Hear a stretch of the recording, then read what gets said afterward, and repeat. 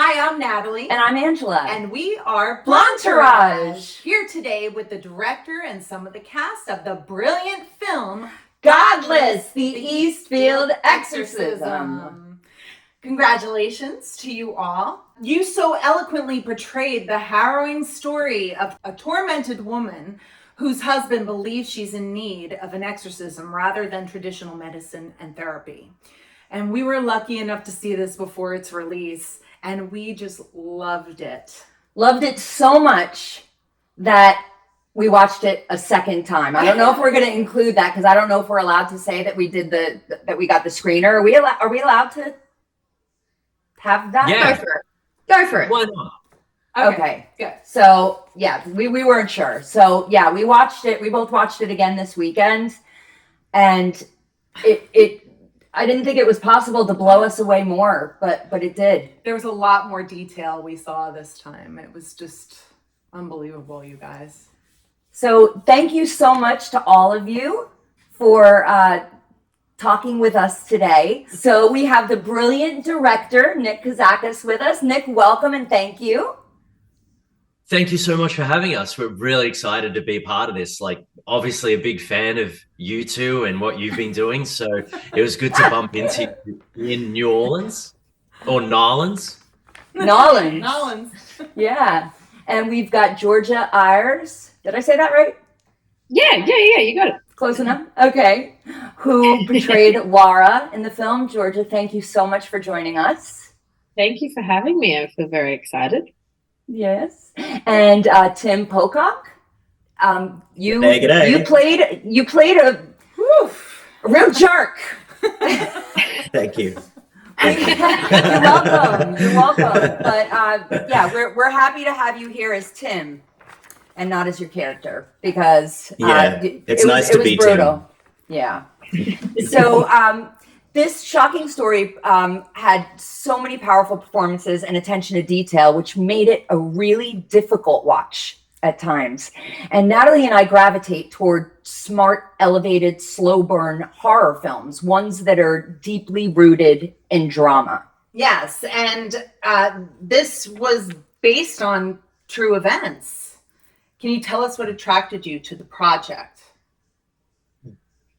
Yeah, so it was inspired by many events around the world. I'm a massive fan of horror, and I love horror in all its form, whether it's a slasher, whether it's a spiritually possessed kind of exorcism. And that was the path that I was really wanting to go down. Like, I wanted to do like a spiritual possession kind of film, but the more I started researching, because I wanted to get into the true stories of things, the more I started researching what was going on out there, the more I found that there were really horrific cases of people that had mental health issues that were going through unsanctioned exorcisms at the hands of people that claimed that they were, helping and claimed that they were a part of an organization.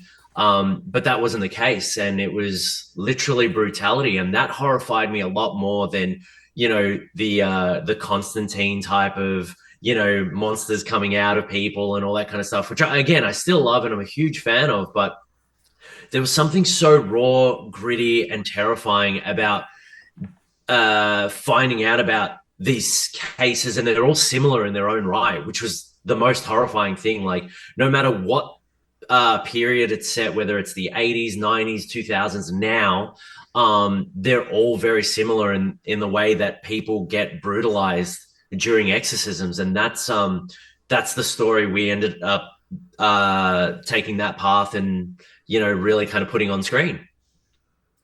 It was terrifying. Yeah, we were both shocked by the story, and then afterwards we did go on Google and start researching what was this. I know it's inspired by true events, and we think we found the case. Yeah. And just horrific. But again, we are such fans of this type of a movie. And one of the things I wanted to ask you about the title was that did you think it was at all risky putting the word exorcism in the title? Because when I first heard about this, and I think I may have said this to you at the film festival, when I heard exorcism, I was thinking of a totally different type of movie. Yeah. I was not thinking that this was going to be the movie. Yeah, it is a little bit of a risk because you go in with that preconceived notion that it is going to be, you know, vomiting green pea soup and, you know, Right. heads turning around and all. And again, like all of that stuff is fine, but I think at the end of the day, the word exorcism is exactly what that is, which is the performing of the ritual under like a religious kind of umbrella. And whether or not we chose to have the spiritual side or not, it's still an exorcism nonetheless. So it's I think we're just trying to reframe that word with our film in particular. I know that's like really ambitious for such a little film, but we, you know, despite which way and which side we take, there's still an exorcism that takes place, and it happens multiple times, and it doesn't go the way that you expect it to go. Not at all. This is kind of to all of you. I would love to hear each of you answer this. But first, Nick, how did you get involved in the business? It started a long time ago. So I started with music videos, and I love them, and I still do them. They're like great for, you know, experimenting on like different types of, you know, styles, genres. You know, you'll do one week you'll do like a horror-based clip, and 1 week you'll do like a romance-based clip, and, you know, you'll do sci-fi. And I think there's a lot of versatility behind that. So I started in the music video section, and then I did move into a feature film straight out of university. I co-directed something with someone else, and that did surprisingly okay. We thought we were just going to go straight on YouTube and that was it, but it did get picked up, and we got onto Netflix in the US and globally kind of went around. And I went back into music videos, and I there was like a sense of something missing in my life for a while, and you know, I didn't know what that was. And when lockdowns happened, there wasn't much to do. Like, I was still working on a few music clips here and there, but that's when I decided, you know what, I think I'm going to dive back into narrative. And you know, that's exactly what happened. And as soon as we got out of it, we went straight into production with this film. So it was and that's what was missing. It was like the passion there is exactly what I was looking for, and making this film with such an awesome cast and crew was really, really awesome. That's great. 𝐥𝐤𝐤, how about you? How did you get started in the business? I kind of grew up going to a lot of live theatre, and my mum would always take me. So I think that kind of created the bug for me. And then once I moved, because I grew up in Brisbane, which is north of Melbourne, once I moved to Melbourne, I think I started to move towards more the film side of things. And that was very exciting because I just felt like there was not more freedom, but just so many different things that I could do with it. And that excited me a lot. So I kind of started to do, you know, short films and things like that. I did music videos, which is how I met Nick. Oh, wow. And then Really? Yeah. I was going to say, what was the turning point where you realized that Melbourne was a good move? Like, what was So the first job that she ever got in Melbourne was on a music video set with us. And it was that's when I realized there was something about her that I'd never seen before in an actor and a performer. And she was just this wonderful, bubbly person on set, but then could just switch it on and just get straight into character. And I was like, wow, I've got to work with her again. But at that point, it was like, I've got to work with her on another music video. And then that actually happened. And then after that, I'm like, you know what? I'd love to work on a narrative with 𝐥𝐤𝐤. And this was our first venture together. Luckily, it's gone well. Yeah. Like, we're still friends after all of it, which is a surprise. So I always wonder that, like, you know, when directors and the actors, they're done with the film, because Natalie and I used to be we used to do theater when we used to live back in New Jersey. You know, we did some children's theater. She did some Shakespeare. And when you get involved and you're working with the cast and the crew, you become a family. Yeah. And then when that's over, it's like, where do those relationships go? Some of them stay very, very close and tight. and then others just disappear, and it's like, Yeah. how could that happen? Like, you were my brother, you were like, we were family. And sometimes it just, you know, you just form those bonds, and obviously you two clearly have. And I'm sure you'll probably be working together again on things in the future, right? Absolutely. It's not just that as well. Like, I mean, not to take away from Tim. Oh, unless Georgia, you have another opinion of it. But, I'm kidding. I was going to say Tim and I can be friends. Yeah. Tim, no, but even with Tim, and we'll get to his kind of venture into the industry as well. But we opened up a new family into this. It's like the family continues to grow, and it's not just cast and crew, it's even people like yourself. Like, you welcomed us with open arms coming to that festival. Like, we were, you know, people from across waters, and it was so lovely to kind of build a new relationship, and it's just one for us that sticks forever. Yeah. Tim, how did you get started in the business? Yeah, I'd like kind of accidentally became an opera singer when I was 10. Are you being serious? And Is he lying? yeah. Oh, no, No, he's insanely talented. He's not just the person that beats down possessed people. So, An opera let's hope singer. not. Yeah, When you just were sort of 10, that even Yeah, blows my 10 years mind. old. Yeah. Yeah, I'd been cast in like a local production of The Sound of Music when I was 9, and then an opera scout from the Sydney Opera House came and watched me one time, asked me to audition for the Australian Opera Company. I went in and was cast in a lead role in an opera when I was 10, and then did that for 5 years until my voice changed. And I did work with Baz Luhrmann during that time. He did Midsummer Night's Dream that I was in at the Sydney Opera House, and it was a beautiful production. Baz Sorry? Luhrmann is that. Baz Luhrmann is Moulin Rouge. Moulin Rouge. And yeah. Yeah, Unbelievable. and like Wow. the year after I worked with him, he did Moulin Rouge. So then I like saw that movie. I was like, oh my God, I've worked with this guy, and I sort of got his style, and I already was enjoying the acting thing. But that's when I was like, wow, I want to do that. I want to get off the stage and onto the screen. So finished school, put my head down, did all the courses, classes, workshops that I could, and then kind of found myself in X-Men, and then kind of just went from there. That's amazing. I always love to hear people's backstories, Yeah. how they started.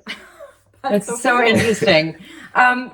So let's talk about the film a little bit. As a director, which scene or scenes were the most difficult or challenging to film?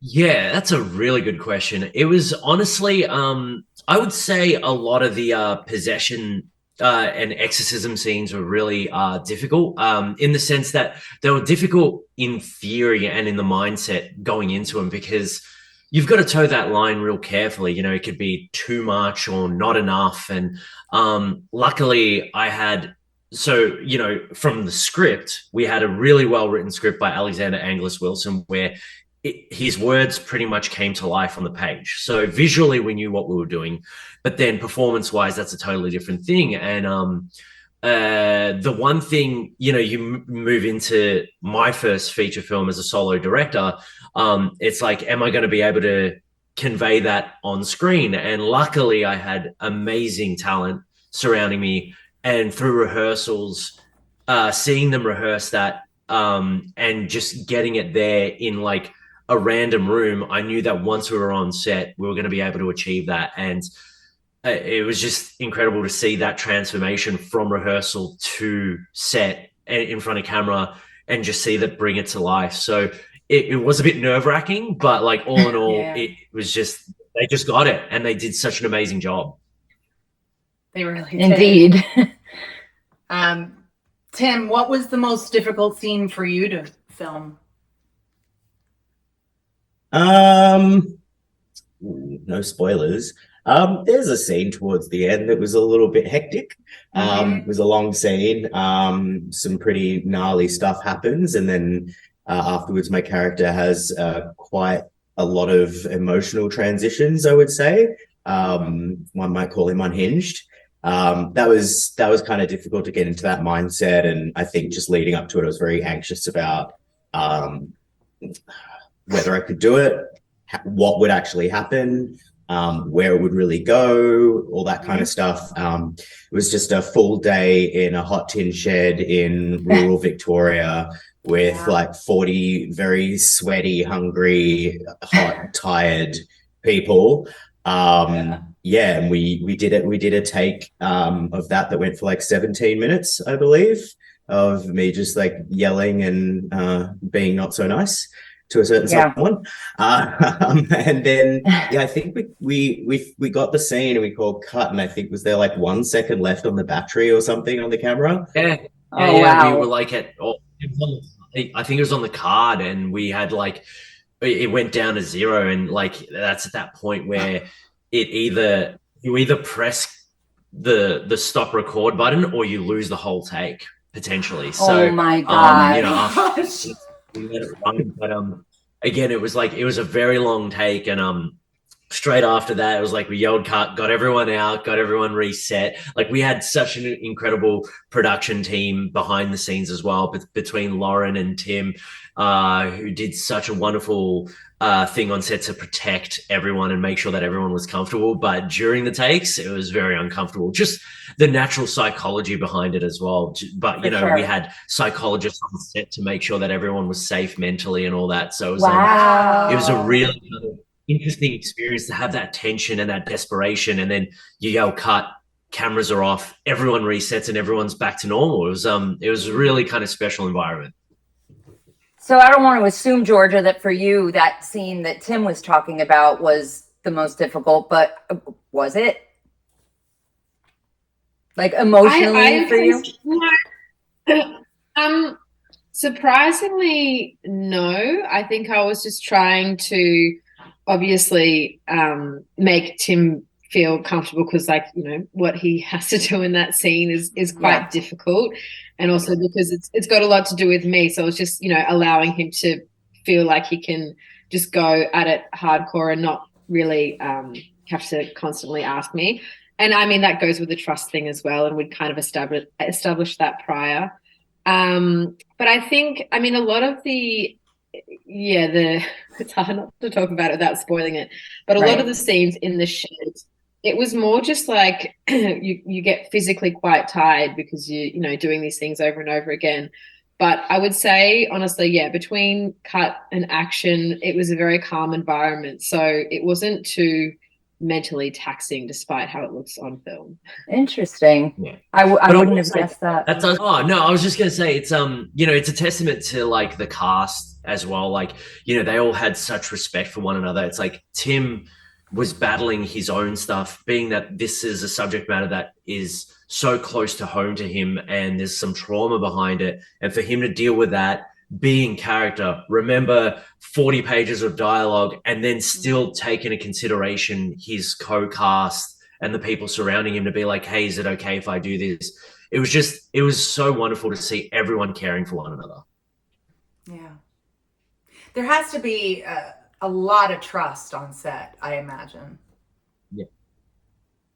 Yeah, it was good. It was like, I think a lot of that was building it in the back end. So it's like, you know, when we were doing rehearsals and having conversations, like as a director, I value collaboration and I love the input of our cast, crew, creative producers, whoever it might be. I like the feedback coming in, because at the end of the day, they're your first audience and they're going to see what's quite natural and what kind of stands out. And you know, both Georgia and Tim and everyone else, but like 𝐿𝐸𝐵𝐵, Dan, everyone, they'd ask really relevant questions about the script, and even just the points of rehearsal, like direction notes, and we'd talk it through and then make sure that we were all on the same page. And having that at the beginning followed through all the way to the end. Was there, Georgia, Tim, did you feel like you had the ability to improv anything, or did you really just want to stick to the script? Well, I know Tim will have a comment on this. I think in regards to, there wasn't a lot of improv, I guess, but as Nick said, like he was really open to suggestions, and it wasn't really like, okay, we've got to hit these exact lines and stuff, which was really nice to have that sort kind of freedom. As I said before, like Tim and I obviously had to be like, look, it's all good. We trust each other. If you want to, go a little bit off, then that's fine. It was just like, just having that support, I think it was kind of really good just to feel comfortable into going into a scene. And if something did happen and it didn't go the way that maybe the script had, that we were still, in the moment and still present, which was nice. Yeah, Tim, we also what about for did a you? bit of we did a bit of rehearsal and stuff like a few weeks ahead of shooting so that we could kind of get that kind of trust physically with each other and also just familiarity with the material and everything. But as Nick alluded to, I grew up in a very religious community. A lot of people would call it a cult, and so I've been around people exactly like my character most of my life. I've seen Wow. that kind of level of extreme belief and zealotry firsthand, which made prepping for it really kind of interesting, because usually when you're playing a role, you do all this research and it makes you feel really comfortable, like you've got this safety net of all the research that you've done. But I kind of had to allow myself to maybe not do so much of the research and just go off instinct, which is scary because then you turn up kind of going, have I done enough? Will it work? I don't know. And yeah, so, there were times because of my past and whatnot where Nick would just roll the camera and be like, okay, Tim, just like improv a prayer. And I'd be like, isn't this like a silent montage part of the film? And he'd be like, yeah, but just in case we want to use something. I'm like, okay. So I would just start saying whatever was coming to my mind, make it sound like a prayer, and he just would not call cut. So for like 2 minutes, I'm just spewing forth all this stuff. Then afterwards, they were like, oh, what prayer was that? And I'm like, I was like, what would mum say? And then, there were one or two other little bits that we kind of like threw in. I think at one point I spat on Georgia, and I apologize for that because it was not in the script. It was not something that we discussed. It just sort of happened in one of the takes by accident. And that was great. But there is one, and I have a little bit of a bone to pick about this with the wonderful Nick. There is one bit in the film where I did improv. It wasn't asked of me to improv. It just kind of happened, and it's in the film. But I watched it with the closed captions on, and it says in brackets, murmurs. And I was like, no, that was a really, really, really clever improv that I did, and y'all haven't even paid attention to what I'm saying. Wow. We want to just keep it subtle to the audience. Which one is it? Like, we wanted it to be your little prayer between yourself, Georgia, or Lara, for that matter. Yeah. Is that when you pull her head and you whisper something in her ear? No, that was a scripted line. No, it's sort of towards the end. I'm bashing up against a wall. Oh, yes. And then I'm sort of panting to myself, and yeah, I said something. I won't give anything away, but I said in that moment something that one of the criminals who was crucified next to Jesus, what Jesus said to one of them. Yeah, it's just like a random little thing. It just came to me in the moment. I was really proud of it, but no one will know. No one will know. We plan that. We want people to discuss it in forums and on Reddit. We want people to be like, hey, did you pick up this Easter egg? They purposely hid it. So, you're welcome for that too. So that's great. Sure. Yeah. So both roles, I mean, were so physically demanding on the both of you, I'm sure. And are these considered stunts? I mean, I know in stage, you have stage combat, but I mean, are these considered stunts? And how much time did you prepare for these brutal scenes together? Yeah, great question. And yes, they are. And we had a safety supervisor and a stunt coordinator who were present at all times. And again, to their credit, they did it themselves. Also, affordability wise, we probably wouldn't have been able to do it because it was such a tiny film. But we were kind of like edging to the point. It's like, we can't have a stunt person for you. And they're like, no, we'll do it ourselves. So like they just helped us out with all of that. But yeah, they were kind of carefully choreographed most of the time. But even just before any take, it would be Tim would move over to Georgia and just be like, "Hey, I'm going to grab you like this. Just know that I'm going to do that," you know. And you know, obviously we had our stunt person beside us and our safety coordinator and our wellness officer looking over all of these sequences to make sure that everyone was safe and calm and protected. And we never had any issues. You know, it was always great, except for, you know, locusts coming in and thunderstorms coming through and washing out our set that were just beyond our control. Everyone was really well protected. Wow. Yeah, that gets into like a different category of like, was this film actually cursed? But oh my gosh. Stunt wise, back to the question of the stunts, it was yeah, technically choreographed and stunt. Like, you know, there's a sequence where Georgia opted to fall onto the concrete, and that was rehearsed for a little while. We took quite a bit of time, but even just running through the woods, you know, you've got like random sticks and, you know, rocks that would just be everywhere, and she's running barefoot, so we did tape up her feet and protect them. Yeah, all of that stuff just had to be considered. Wow. It was funny because my next question was to Georgia. Did you get injured in any of the intense scenes? And I know there was, I can't spoil it, but that one scene, something happens to your finger, and I was like, oh my gosh, that just like, yeah, we were like, yeah, no. that's real. Yeah, that was real. They said, Yeah, we're gonna he said, get rid of assuming that, it wasn't so- your real nail. But anyway, did you get injured at all?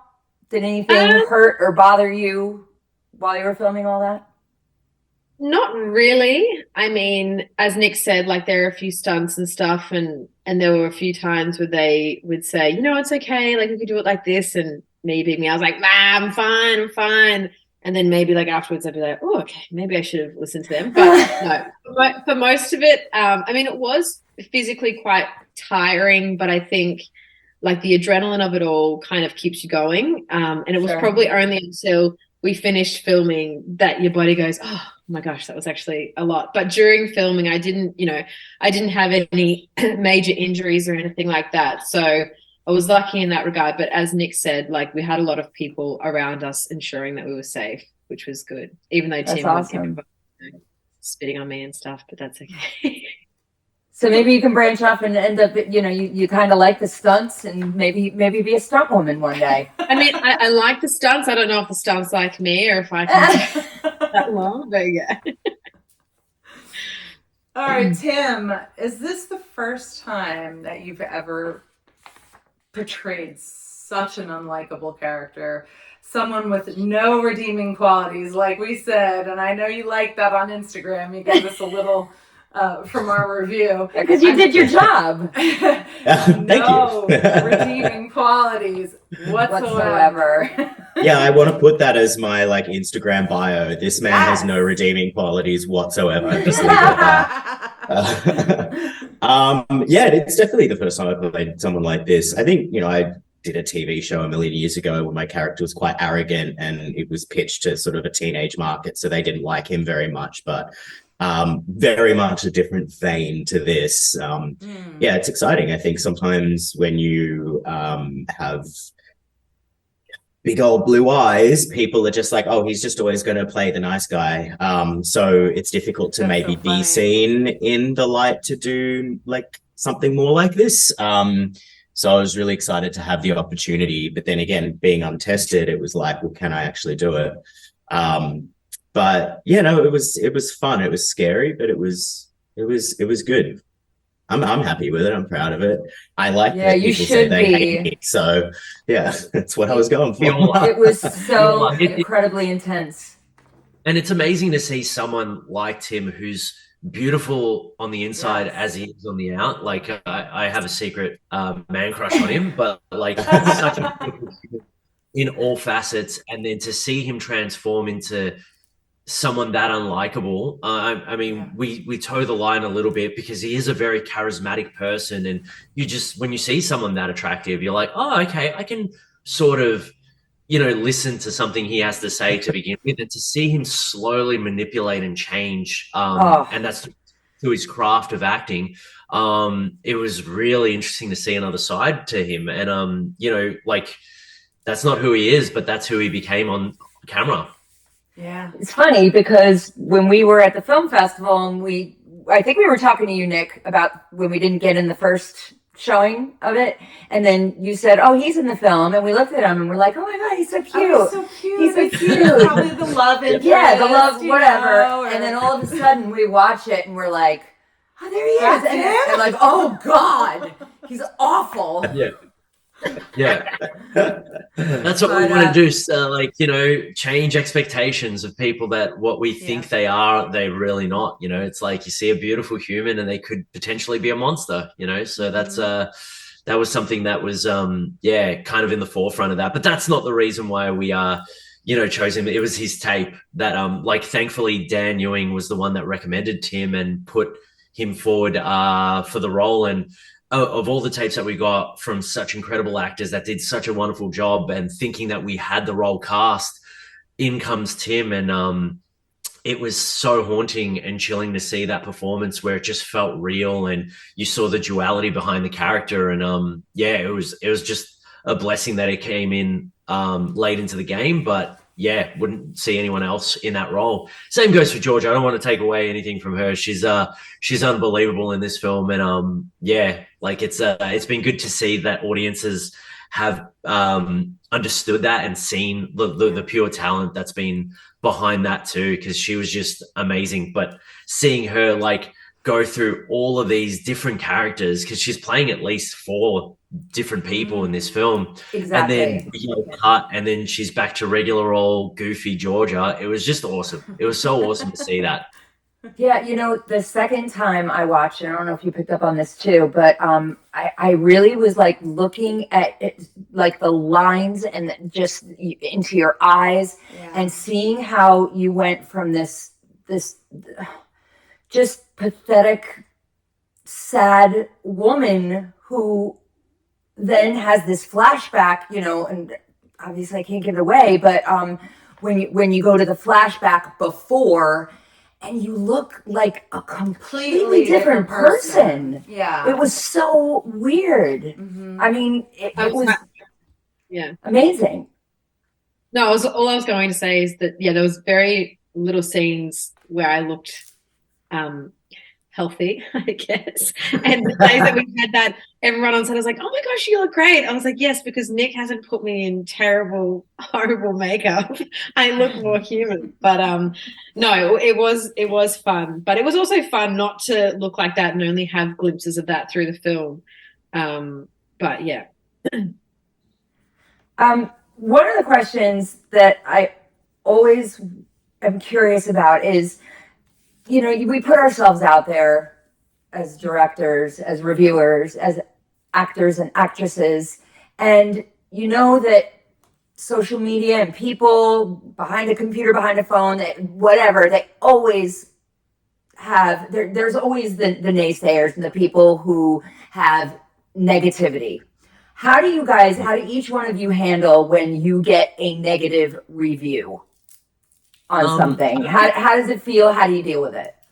Specifically for this film, they've had all the praise, the actors and the cast, so that's been really pleasant to see. You know, we've been in a very fortunate position where we've had a lot of positive feedback. You know, there's been one that was a bit mixed, but you know, I think it's, you know, it is daunting, like especially when we came to the States to come and premiere our film.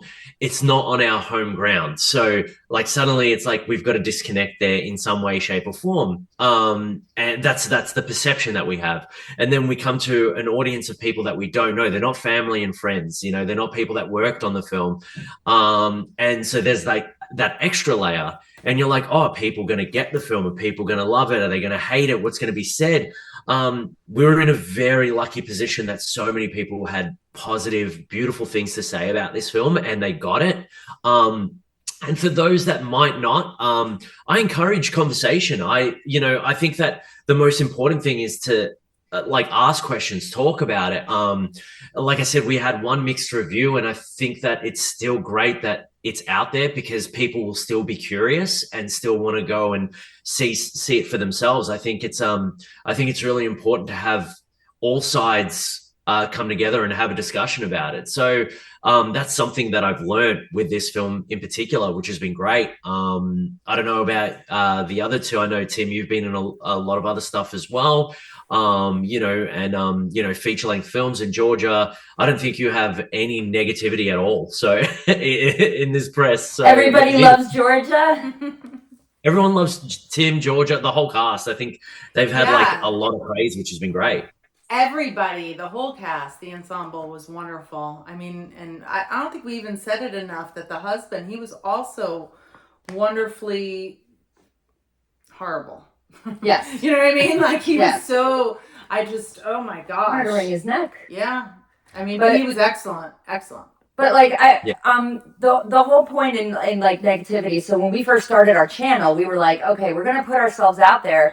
People are gonna start saying some negative things, and we've seen it here and there. And I said we just have to have a thick skin. And it's criticism is hard, I think, but you also can grow from it because maybe it's something you hadn't really, you just reflect on it, you hadn't really thought of. But I like what you said about how it kind of like opens dialogue. Yeah. Yeah. And I think that's another thing as well. It's like, no film is ever perfect. There are a few out there, but I think that there's always room to kind of see different perspectives and try to take that into consideration. But all in all, we did the best we could have with what we had. I think it's been overwhelmingly positive so far, but I also love constructive criticism. It's like you obviously take away some of the real negative things if it does come where people are like, really horrible. But if someone has a point and a valid point, it's worthwhile listening to and considering. And then it also opens up our side to discuss why we chose that path. And then, through discussion, you could potentially change that mind or have them see a different perspective. So I think it's, I think it's been great so far. We've been very lucky, but after that one mixed one, I thought it was great to see other people looking at it and what they had to say. Without spoilers, but we both were so impressed at the end, the makeup, how realistic. It was the most realistic, and I don't want to spoil it, but it was the most realistic I've ever seen. How did you do? How did you do that? You must have a fantastic makeup artist, or do you guys do it yourselves, or? No, that's Georgia in the morning. That's how she wakes up. No, the makeup artist, Tanya DeRoss, she's absolutely special to us. So she had very limited resources. We are a very small budget film, and she had to make do with what she had within her kit, and she's just an incredible artist. And she did her research, and again, I won't go into too much detail, but all the makeup was done in such a well-crafted way. We didn't have to shoot around it, we didn't have to light it in a specific way to sell it. It's like you could put an iPhone on it and it just looked so incredible. So a huge testament to her and her team. But yeah, we were very, very fortunate. Another question we had was, how did you apply to the Overlook Film Festival? How did you know about it? Oh, that is a tricky one. I think, we've been picked up for North American distribution through XYZ, and I believe that they were the ones submitting it around. And, we were very fortunate to be involved in such an awesome festival. Not only was the vibe so cool and the setting and everything was so well organized, but it was so cool to be represented alongside some amazing films. It's like we had friends from here, which were from Australia, which were you've got the Talk to Me guys, and then you got the 𝐤𝐸𝐳𝐫𝐞 brothers with their film Late Night with the Devil. You had the Monolith team, and it was really cool to kind of have a lot of Australian representation in the States. It kind of helped us again feel more at home in a way. I'm sure. Is it a very, I don't know. Not that you all know each other, but do you know each other? Yeah, we know the Cairns brothers really well. I mean, but we connected because of this, and we've met the guy, the Filippo brothers as well, and the Monolith team. We have friends of friends that know them so well. So like when we were going up there, one of my friends was like, "Hey, you got to connect with Matt," and like we all just kind of met up and mingled, and that's what was so special about these festivals. It's like you finally get to meet one another and chat and support each other's films, and it's not just Australians as well. Like, we were supporting the team that did Wrath of Becky. And, it's just like we got to meet so many wonderful filmmakers, and it's just one big film family now. That's just great. That's awesome. Yeah, and we feel like we're part of your family now too. Yeah. I mean, it was just such an amazing experience for the both of us. You know what? While we were there, we actually developed an idea. We started playing off each other. We were getting ready to come down. I think it was on the last day, and she said, I have this dream. And I said, but that sounds like it could be a good movie. And we just said, what about this? And what about that? We just started playing off of each other, and we had this idea for a short, and it all stemmed from the Overlook Film Festival. Yeah. So amazing. It's really cool. Yeah, we want to think about we're trying to figure out how to start it here, but if you need crew or talent, I know some people. Yeah. So yes. We're going to look to you for that. I'd love to read whatever you come up with. It'd be really interesting to see how the festival inspired you and what you've come up with. That'd be awesome. Wait till you hear. Yeah. It's crazy. But honestly, I know, Tim, you have to jet out, and I don't want to keep you guys. You guys have been so generous to spend this time with us. Thank you so much, and congratulations on a brilliant, brilliant film. We really, really both loved it, and it left an impression. It's one of those films that you think about days after, and you just don't stop thinking about it. I say it's like a horror movie for adults, That's really special. Thank you so much for taking the time to come and watch it, supporting us through it, sharing it to your audience as well, because that's what we want. We want eyeballs across it. And, people like yourselves that have gotten the film have really inspired us to keep going and keep making and creating new content. And yeah, it's just been such an awesome ride. So thank you to you, and thanks for reaching out to us. We're just as honored to be a part of your show and your podcast and everything. It's just been great. Thank you so much. Thank you. And just do us a favor and give our viewers just a little message about what they have to do with our channel if they're watching this. Okay, let's count it down. 3, 2, 1. Like and subscribe. Like and subscribe. All right, we'll do that again. We'll do that again. It was very delayed. Okay. How was that? Hold on. Okay. All right, everyone, turn over. 3, 2, 1. Like and subscribe. Crushed It's a mess. Crushed it. I'm fired. One more. Okay. It's 3, 2, 1. Like and subscribe. Okay? Like and subscribe. Don't you All dare say it. All right. 3, 2, 1. Like and subscribe. Sure. Great. There must be a delay somewhere. We're getting worse. It was fabulous. This is what we do. We all do one each. Yeah. We do one each. So Okay. I'll do you do and Georgia, and then Tim, you do subscribe. Okay. Yeah. Okay. 3, 2, 1. Like And Subscribe. There you go. You are officially part of the Blondetourage entourage. Thank you guys so much. And we'll be seeing you soon. We're coming to visit you sometime in the near future. If you come to Melbourne, please let us know, so that way we can be in the same city, and I won't travel out, and I want to catch up with you guys. We'll go grab dinner. We'll just hang out. We'll have a good time. That'd be so awesome. And if you guys are ever in the States again, let us know. We'll take you to Disney World. And I'm a flight attendant. Oh, so you just spoke to Lauren. This isn't going to be, she's not going to stop talking about this now. So she loves Disney World. Oh, we can hear, it's okay. Lauren, we can hear the fireworks from our house We I realized, was like- literally there like 2 weeks ago, Freeze. Oh my gosh! Yeah, it's the best. Happiest place on earth. I'll come. Sure is. I'll come. I'm gonna hang out, and then you're not gonna get rid of me and just be like, "Hey, this weird director just moved in." And Thank you guys so much. we Mwah. love you guys. Thank you. so much for taking the time. you're the best. Thank you so Congrats. much. Bye, guys. Bye.